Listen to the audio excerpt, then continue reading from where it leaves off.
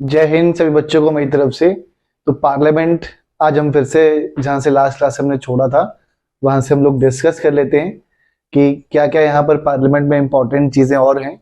Last class में मैंने आपको स्पीकर के बारे में इन डिटेल यहाँ पर समझाया था। स्पीकर का रैंक तक मैंने आपको बताया था कि 6th रैंक था, ठीक है, with the chief justice of India as per the order of presidents. बहुत सारे पॉइंट्स थे। तो आज हम फिर से शुरुआत करते हैं पार्लियामेंट की। मैंने आपको बताया था कि आर्टिकल नंबर 79 से 122 के बीच में पार्ट नंबर 5 जो है वो पार्लियामेंट के साथ डील करता है, ठीक है। लास्ट क्लास में स्पीकर के बहुत सारे पॉइंट्स थे और लास्ट वीडियो में हमने ये चीज देखी थी कि speaker pro term,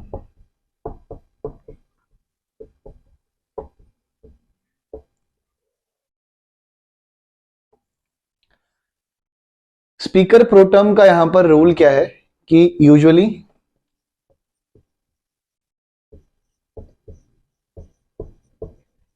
the senior most member is elected by the president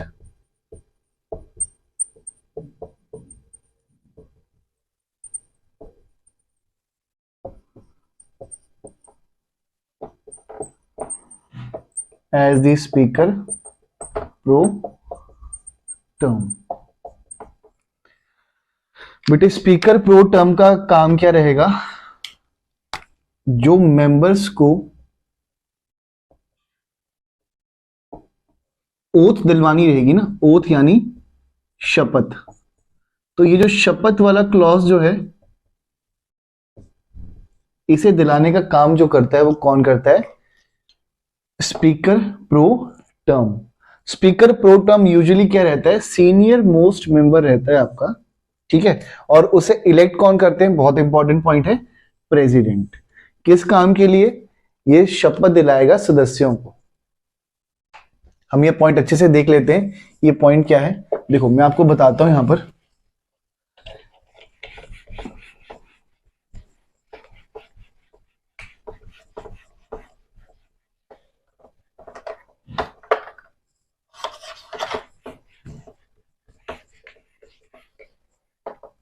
तो ध्यान से समझना, स्पीकर प्रो टर्म, यहां पे मैं थोड़ा शॉर्ट फॉर्म लिख देता हूं, शॉर्ट फॉर्म में, है ना। अब होगा क्या? एंड हिज मेन वर्क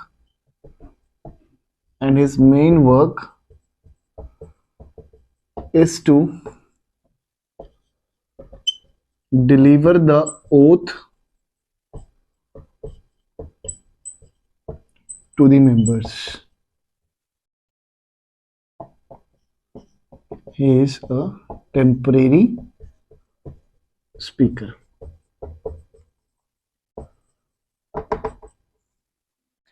ये बेटे एक अस्थाई स्पीकर रहेगा जिसका मुख्य कार्य क्या है? His main work is to what? ये डिलीवर करेगा क्या? ओथ। ओथ माने मैं आपको पहले बता चुका हूं, शपथ। अब होगा क्या? यहां पर एक बात ध्यान से सुनिएगा कि एक मिनिस्ट्री इन्वॉल्व है और उस मिनिस्ट्री का नाम है मिनिस्ट्री ऑफ पार्लियामेंट्री अफेयर्स। कौन सी मिनिस्ट्री इन्वॉल्व है बेटे? Ministry of parliamentary affairs. अब मिनिस्ट्री ऑफ पार्लियामेंट्री अफेयर्स क्या करता है? तो ध्यान से सुनिएगा। तो बच्चा पार्टी यहां पे क्या होगा? एक लिस्ट प्रिपेयर की जाएगी जिस लिस्ट में कुछ नेम्स होंगे। ये कुछ नाम किसके पास चले जाएंगे? ये नाम चले जाएंगे भारत के राष्ट्रपति के पास। किसके पास चले जाएंगे? भारत के राष्ट्रपति के पास। और इनमें से ही किसी एक व्यक्ति को भारत के राष्ट्रपति क्या बना देंगे? Pro term speaker. जिसका मुख्य कार्य क्या रहेगा? इसका मुख्य कार्य रहेगा सिर्फ और सिर्फ शपथ दिलाने का सदस्यों को। जैसे ही ये शपथ दिलाएंगे इनका कार्यकाल समाप्त हो जाएगा। इसलिए मैंने आपसे यहां पे लिखा है कि टेम्परेरी, यानी मुख्य कार्य सिर्फ और सिर्फ क्या है? शपथ दिलाने का है सदस्यों को। अब जो स्पीकर रहता है, यानी ये तो पहले बन जाएंगे जैसे ही फर्स्ट सेशन होगा, तुरंत के तुरंत। उसके बाद होगा क्या, हाउस स्पीकर इलेक्ट कर लेगा। याद कीजिए मैंने आपको बताया था स्पीकर कैसे इलेक्ट होता है, फ्रॉम अमंगस्ट इट्स मेंबर्स, यानी सदस्यों के बीच में से किसी एक व्यक्ति को आप क्या बना दोगे, स्पीकर। तो ये जो स्पीकर महोदय होंगे ये पहले शपथ ले चुके होंगे। कैसे, सदस्यों के बीच में से ही क्या बना होगा एक व्यक्ति, स्पीकर।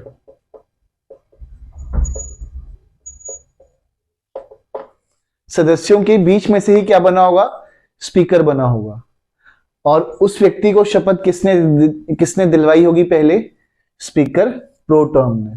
तो याद रखिएगा स्पीकर दोबारा शपथ नहीं लेगा, ना ही स्पीकर, और दूसरा एक और व्यक्ति कहलाएगा डेप्यूटी स्पीकर।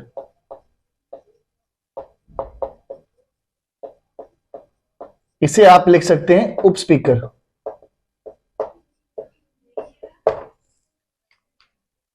क्लियर है, यानी ये व्यक्ति पहले से ही शपथ ले चुके हैं, जिस कारणवश जब ये स्पीकर और डिप्टी स्पीकर बनेंगे तो उस समय काल में दोबारा शपथ नहीं लेंगे। यही आपका एक मुख्य कार्य किसका रहता है, स्पीकर प्रो टर्म का। क्लियर है यहां तक, कोई दिक्कत?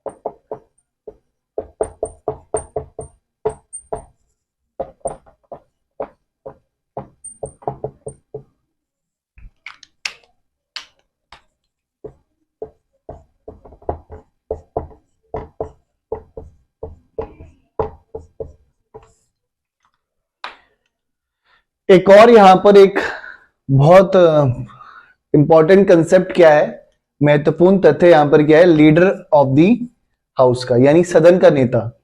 तो याद रखिएगा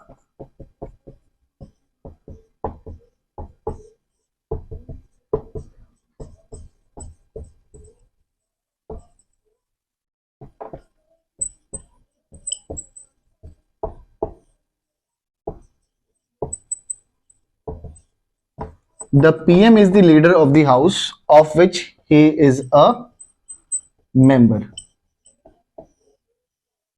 यानी क्या कहना चाह रहा है ये स्टेटमेंट, प्रधानमंत्री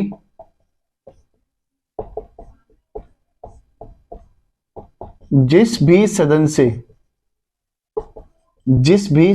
के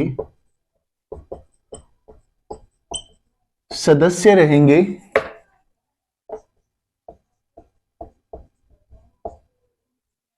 वहां के वे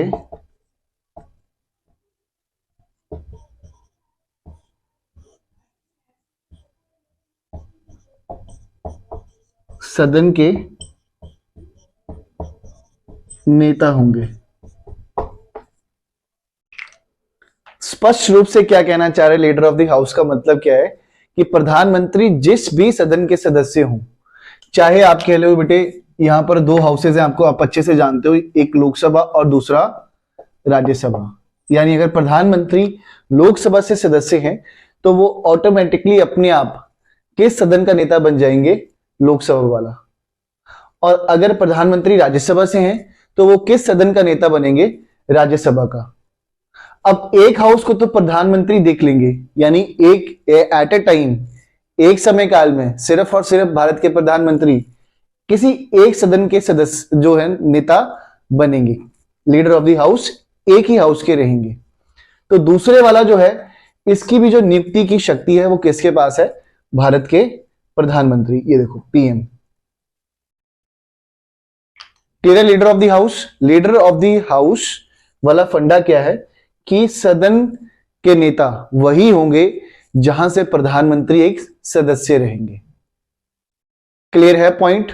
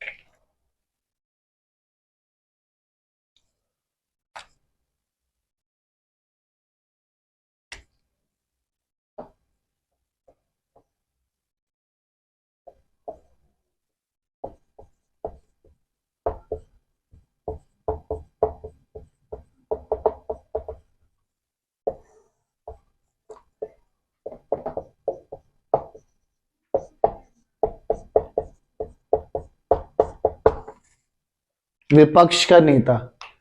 एक और यहां पर बेटे एक फैक्ट और आ जाएगा, लीडर ऑफ द अपोजिशन, यानी विपक्ष का नेता। अब यहां पर क्या है, इस चीज को होने के लिए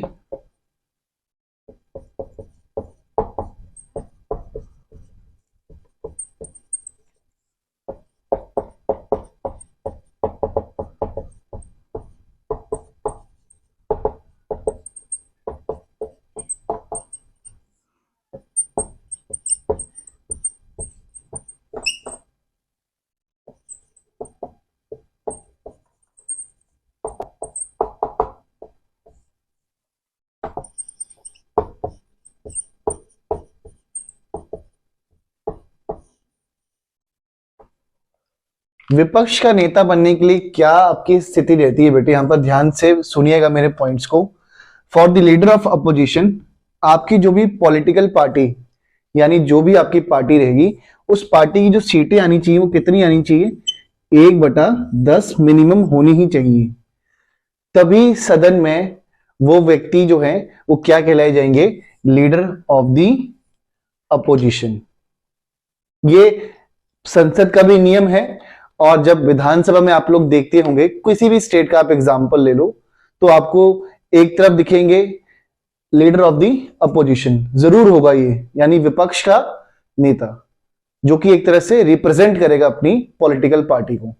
ठीक है, कोई दिक्कत यहां तक? वैसे तो संविधान में इन दोनों चीजों का जिक्र नहीं है, लीडर ऑफ द हाउस और लीडर ऑफ द अपोजिशन का, बट वो पार्लियामेंट के कुछ रूल्स हैं जिस रूल्स में इन दोनों चीजों का जिक्र किया गया है।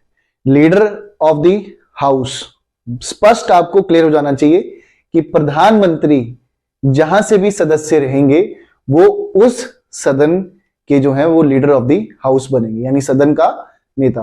और एट अ टाइम, एक समय काल में बेटे प्रधानमंत्री केवल और केवल एक ही सदन के यहां पर मेंबर रह सकते हैं। ठीक है, तो होगा क्या, यानी अगर वो मेंबर हैं तो वो सिर्फ और सिर्फ लोकसभा अगर वाले मेंबर हैं तो वो लीडर ऑफ द हाउस कहां के बन जाएंगे, लोकसभा के। तो दूसरे हाउस का, राज्यसभा वाला लीडर ऑफ द हाउस को अपॉइंट, नियुक्ति करने की शक्ति भी किसके पास है, प्रधानमंत्री के पास ही है। और इसमें दूसरा आ गया, sorry, leader of the opposition, यानी विपक्ष का नेता। इसके लिए 1/10 सीटें अनिवार्य हैं आपकी चुनाव में। ये क्राइटेरिया जो है, ये 1/10 बेटे हमेशा आप याद रखिएगा, इंपॉर्टेंट है।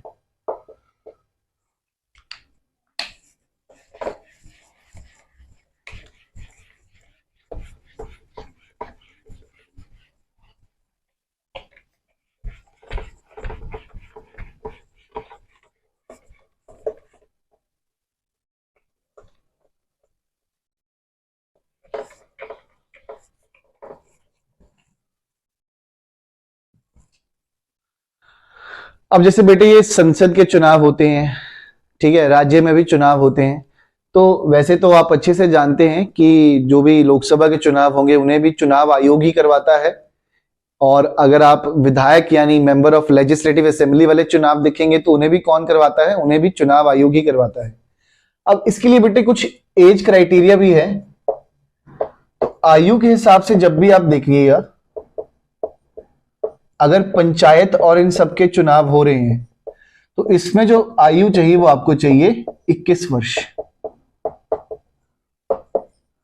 अगर हम बात कर लें लोकसभा,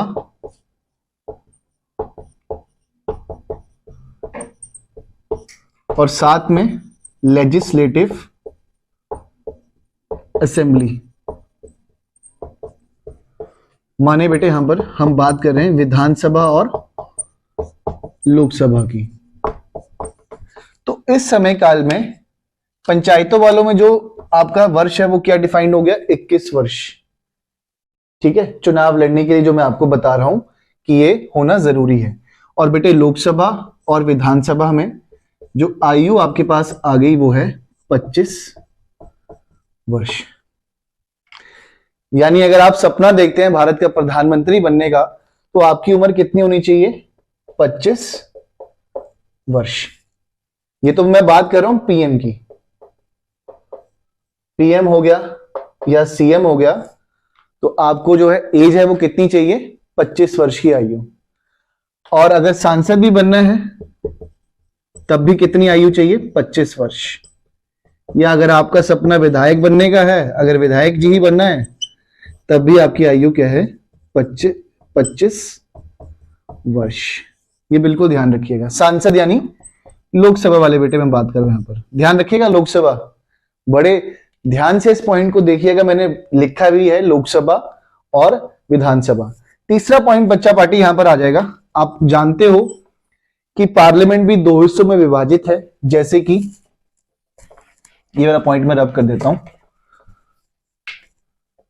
लोकसभा और राज्यसभा। ठीक है, वैसी बेटा जी यहां पर आपकी ये जो स्टेट लेजिस्लेचर है ये भी दो हिस्सों में है। एक हम कहते हैं मेंबर ऑफ लेजिस्लेटिव असेंबली और एक कहते हैं लेजिस्लेटिव काउंसिल यानी विधान परिषद। तो याद रखिएगा, विधान परिषद और राज्यसभा का अगर सदस्य बनना है, तीसरा पॉइंट यहां पे आ गया, तो आपकी ये जो आयु चाहिए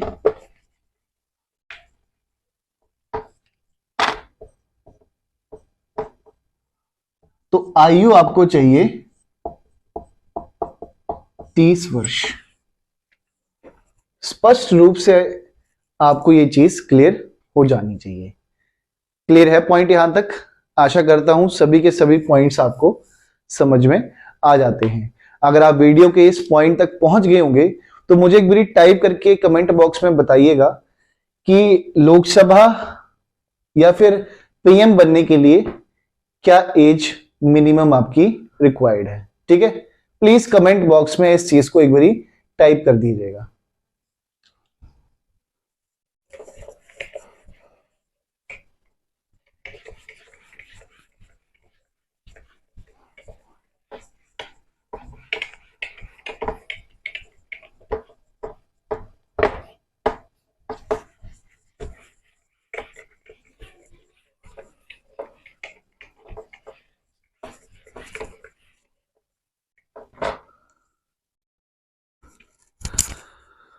अब बेटे वैसे तो संविधान ने निर्धारित क्या कर रखा है कि जब भी लैंग्वेज की बात आ जाएगी तो लैंग्वेज कहां पर हम बात कर रहे हैं? लैंग्वेज की बात कर रहे हैं हम लोग पार्लियामेंट में। कहां बात कर लें? पार्लियामेंट में। भाषा का प्रयोग संसद में। तो ये चीज आप बिल्कुल याद रखिएगा, संविधान ने निर्धारित कर रखा है इंग्लिश या फिर हिंदी।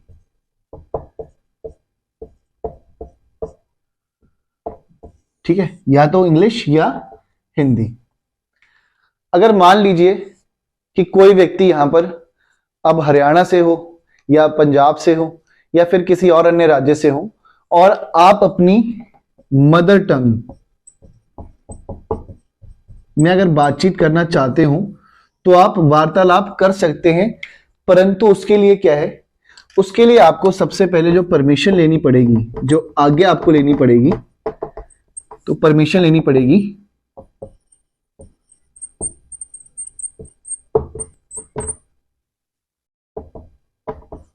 फ्रॉम द प्रिसाइडिंग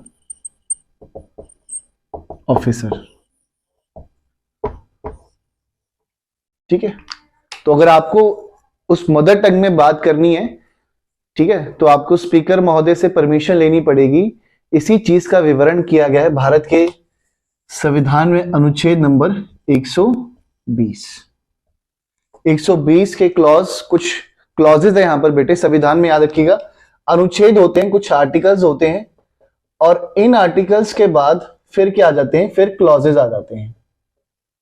तो उन्हीं एक क्लॉजेज में लिखा गया है language to be used in the parliament, यानी भाषा का प्रयोग जो कि कहां किया जाएगा? संसद में। अगर आपको अपनी मदर टंग में बात करनी है तो आपको स्पीकर महोदय से एक बारी यहां पर आज्ञा लेनी पड़ेगी और उस आज्ञा के बाद आप यहां पर क्या कर सकते हैं?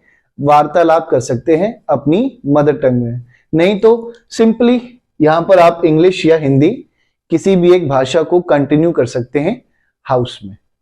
ठीक है, यहां तक बिल्कुल सिंपल है, कोई दिक्कत नहीं है। लैंग्वेज की बात है, आप जिस मर्जी लैंग्वेज में वार्तालाप कर लीजिए, लेकिन स्पीकर महोदय की परमिशन से, प्रिसाइडिंग ऑफिसर।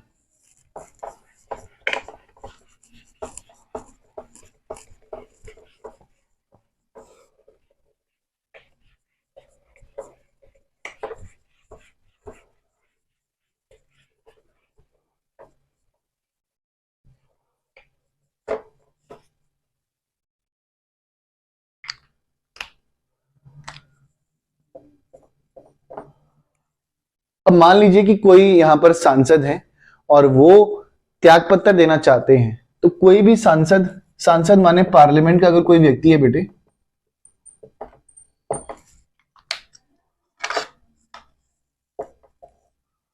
चाहे लोकसभा हो चाहे वो राज्यसभा हो, आप कभी भी अगर नोट्स बनाते हैं ना, तो एक प्लीज सिंपल सी रिक्वेस्ट है, अगर आप ऐसे बाइफरकेट कर लो दो हिस्सों में, तो थोड़ा सा क्या होता है, नोट्स बनाने में सही लगता है। किसी पॉइंट्स को नोट करने का एक सही तरीका है ये।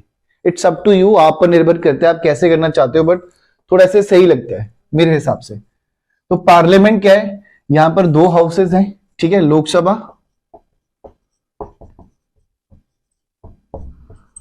और दूसरा आ गया यहां पर राज्यसभा। तो इनके जो बेटे सदस्य जो हैं, अगर वो अपना रेजिग्नेशन देते हैं, तो रेजिग्नेशन किसको देंगे, अगर वो राज्यसभा का व्यक्ति है तो वो अपना त्यागपत्र किसको देगा, चेयरमैन ऑफ राज्यसभा, यानी राज्यसभा के सभापति को। अगर वो व्यक्ति राज्यसभा से बेटे यहां पर सांसद हैं, तो वो त्यागपत्र किसे देंगे, सभापति को, जो कहां पर रहेंगे, राज्यसभा में। क्लियर है यहां तक, कोई दिक्कत। और अगर यह व्यक्ति बेटे अगर लोकसभा यहां से आपका सांसद है, तो ये किसे त्यागपत्र दे जाएगा, ये त्यागपत्र देंगे स्पीकर, स्पीकर महोदय को, स्पीकर साहब को, ठीक है। अब ये टोटली बेटे डिपेंड करता है चेयरमैन ऑफ राज्यसभा के ऊपर और लोकसभा के स्पीकर के ऊपर। ये मैं आपको पॉइंट यहां पे लिखवा देता हूं।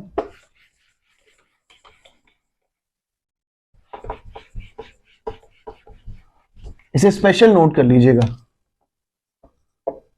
द स्पीकर और the chairman.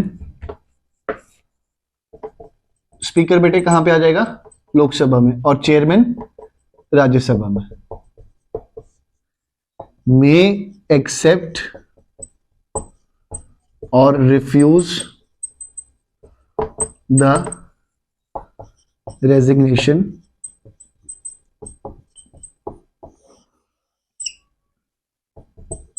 if they think that the resignation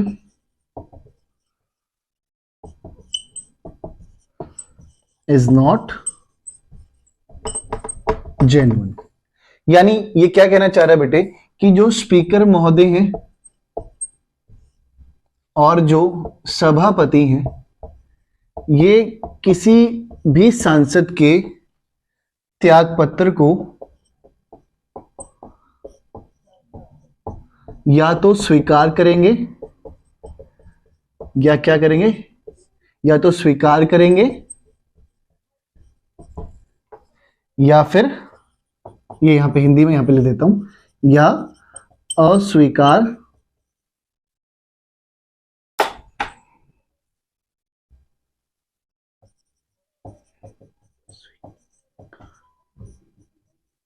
करेंगे। क्लियर है।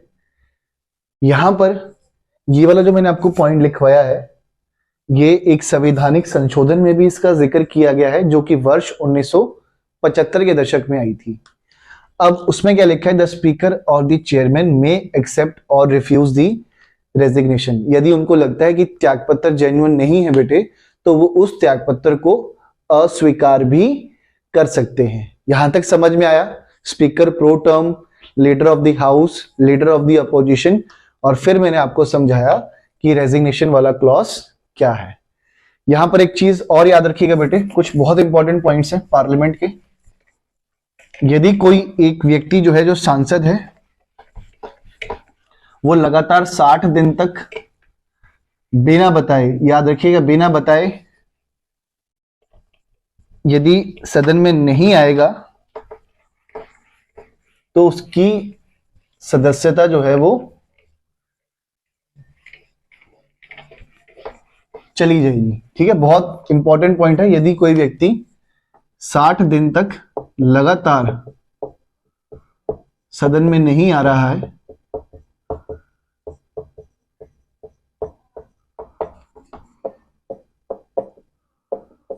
ठीक है, without any, if a person is not coming in the house without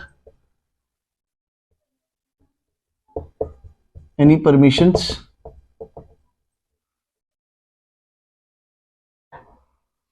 ठीक है, अगर उसे परमिशन नहीं दी गई है, किसकी परमिशन नहीं है? स्पीकर साहब की। आप सदन से अगर बिना बताए अगर आप चले जाते हैं 60 दिन के लिए, तो फिर आपकी जो सदस्यता है वो जा सकती है। ठीक है, और याद रखिएगा कि कोई भी व्यक्ति लोकसभा और राज्यसभा का सदस्य एक साथ एक टाइम पर नहीं रह सकता है, वो भी हम देखेंगे। यही आपका क्या कहता है? Dual membership.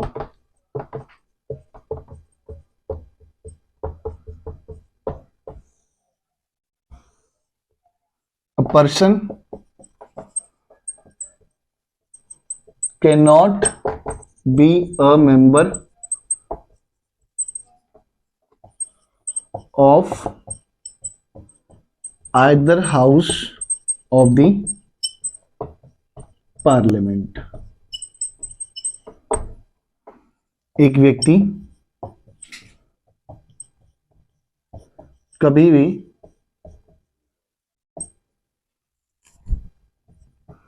दोनों सदनों का, बेटे मैं इस पॉइंट को जरा पे यहां पे लिख देता हूं, सदस्य नहीं रह सकता है। ठीक है, a person can not be a member of either house of the parliament.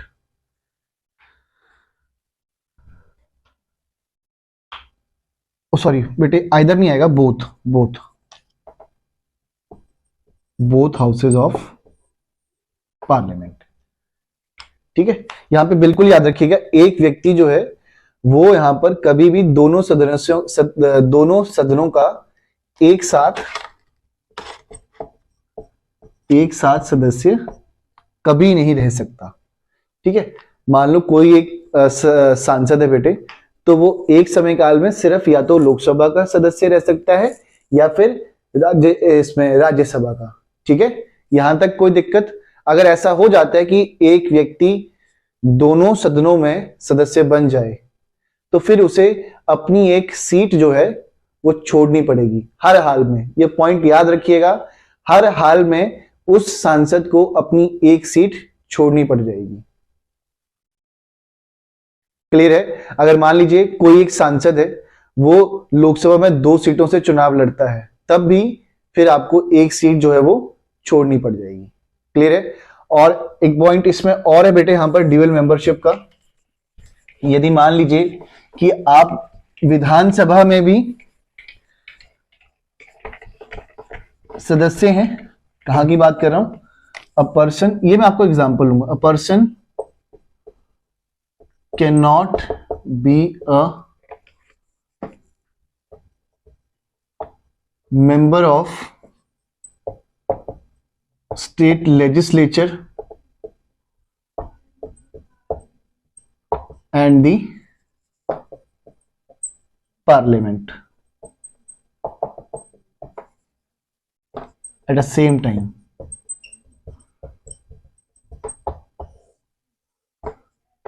व्यक्ति जो है वो एक साथ संसद का और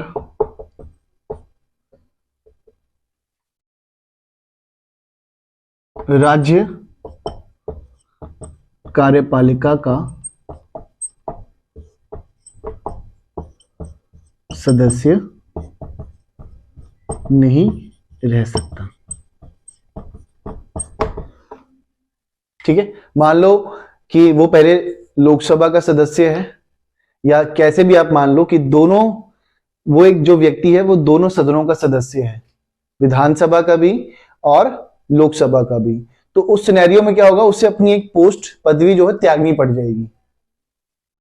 क्लियर है? जैसे कि जब पंजाब में इलेक्शन होने थे तो पंजाब से आम आदमी पार्टी की जो लोकसभा के सदस्य थे वो थे भगवंत मान साहब, जो इस समय काल में पंजाब के मुख्यमंत्री हैं। तो आपने देखा होगा जब यहां पर सारी फॉर्मेलिटीज हो गई थी तो बाद में भगवंत मान साहब जो हैं वो लोकसभा गए थे स्पीकर महोदय को अपना त्यागपत्र देने के लिए, तो उनकी वहां से सीट जो है वो खाली हुई थी। क्लियर है या नहीं है? कंसेप्ट सिर्फ यही है, एक समय काल में आप दोनों सदनों के सदस्य नहीं रह सकते, चाहे वो राज्यपालिका हो चाहे वो सांसद हो। क्लियर?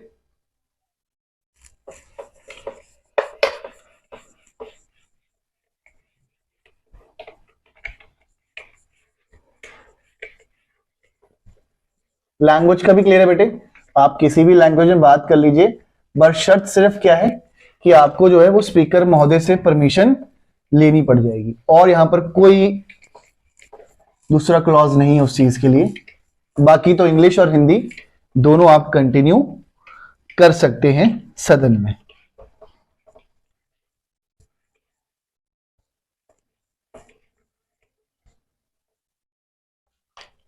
जैसे हम लोग यहां पर देखते हैं कि हमारी जो बेटे पार्लियामेंट है वो 3 हिस्सों में विभाजित है, लोकसभा, राज्यसभा और भारत के राष्ट्रपति। सेम बेटे यहां पर जब हम ब्रिटेन देखेंगे तो ब्रिटेन में भी क्राउन और क्या आ जाएगी, रानी, यानी राजा या रानी, और दूसरा हाउस आ जाएगा हाउस ऑफ कॉमन्स या हाउस ऑफ लॉर्ड्स। समझ रहे हो इस पॉइंट को? जैसे कि हमारे यहां पर जो प्रावधान है आर्टिकल नंबर 79 के तहत समझाया था मैंने आपको कि हमारे यहां पर पार्लियामेंट 3 हिस्सों में है, लोकसभा, राज्यसभा और प्रेसिडेंट। तो ये जो हमने पार्लियामेंट्री प्रोसीजर है यहीं से ले रखा है, ब्रिटेन से। तो अब यहां ब्रिटेन में जो है वो ये 3 हिस्सों में है, क्राउन और क्वीन। ठीक है, एक हिस्सा ये हो गया और दूसरा आ गया हाउस ऑफ कॉमन्स और हाउस ऑफ लॉर्ड्स। ठीक है, क्लियर बेटे? यहां तक कोई दिक्कत इस टॉपिक में अगर हो तो आप प्लीज कमेंट बॉक्स में टाइप कर दीजिएगा। और आज के लिए हमारा टॉपिक इतना ही है, नेक्स्ट टाइम मैं आपके साथ पार्लियामेंट थोड़ा और डिस्कस करूंगा। आशा करता हूं आप सभी सही रहे, सही हो एकदम, और टॉपिक जो है वो आपको समझ में आ रहा होगा। प्लीज कमेंट बॉक्स में टाइप कर दीजिएगा।